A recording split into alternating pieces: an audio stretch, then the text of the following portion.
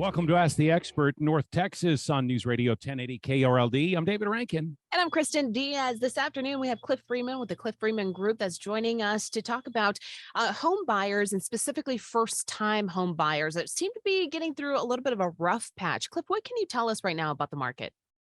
Yeah, well, we saw inventory increase gradually into July, but now we've seen kind of a retreat in sellers coming to the market. The first-time home buyers, unfortunately, are taking a double gut punch right now with inflation and prices as high as they are.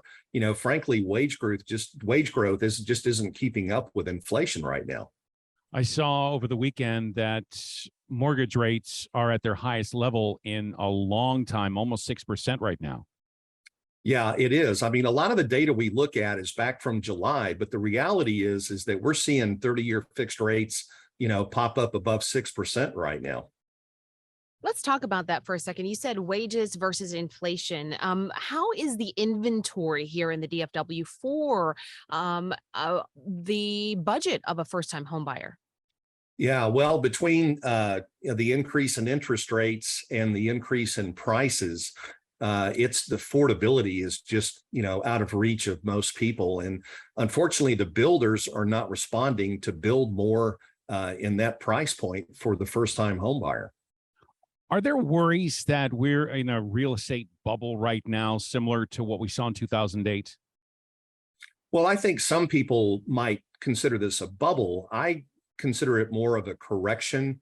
Prices got so hot so fast for a fairly extended period of time. And, the pendulum kind of always swings to extremes. And, I think in this case, though, what we're looking at is something more toward normalization. The Florida Atlantic said the Dallas market was about 53% overvalued right now. So there is definitely, some room. We're not the worst in the country, but there's definitely some room for normalization back to the mean. I'm really curious when you said about the builders and the price point, they don't see the interest in that. How come? Because it seems like there's such a need for that more affordable housing, especially here in the DFW Metroplex. It's not so much about the people that are flying in to come and buy the out-of-staters, out-of-towners, but those that are just here in the DFW Metroplex having such a hard time finding affordable housing.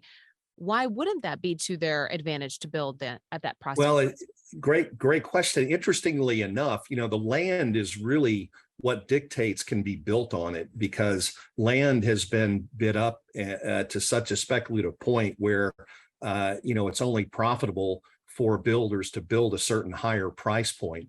I don't know if this may be news to a lot of folks, but, Texas in general has some of the smallest lots in the country. And we're actually seeing that now. People are building on 35, 40-foot lots and putting zero lot line homes together just so they can get higher density and a higher return on the land that they're purchasing.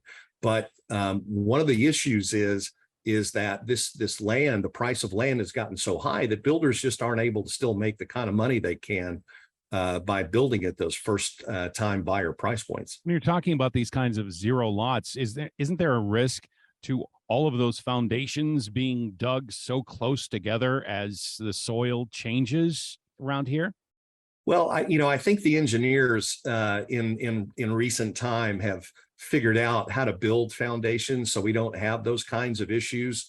In lots of parts of the city, there are creeks running underground, and but the technology now that they're, with post-tension slabs and other types of engineering, I think are probably going to mitigate those worries. What other advice would you give first-time home buyers in this market right now?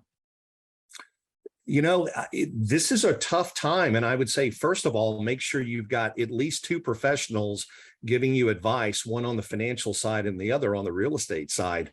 I can see, people that are sitting out right now that are saying, well, the prices are too high and rates are too high, I'm going to wait.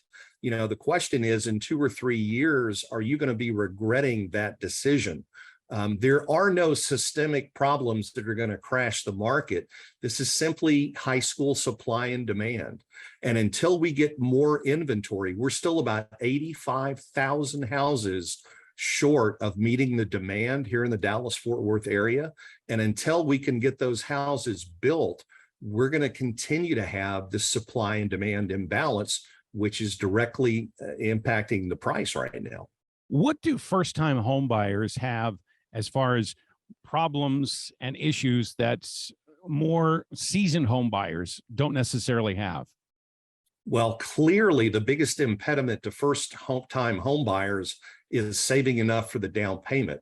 Now, it is true that there are higher loan-to-value loans available, such as FHA, and if you're a veteran, there are 0 down payment loans available through the VA. However, it takes a long time for the average first-time home buyer just to be able to save up enough money for the down payment. And don't forget about closing costs, which can be as high as 3% of the purchase price of the home. That's Cliff Freeman with the Cliff Freeman Group here in the DFW Metroplex. Thank you so much for your time. We appreciate it. Thank you. It's an honor to be here.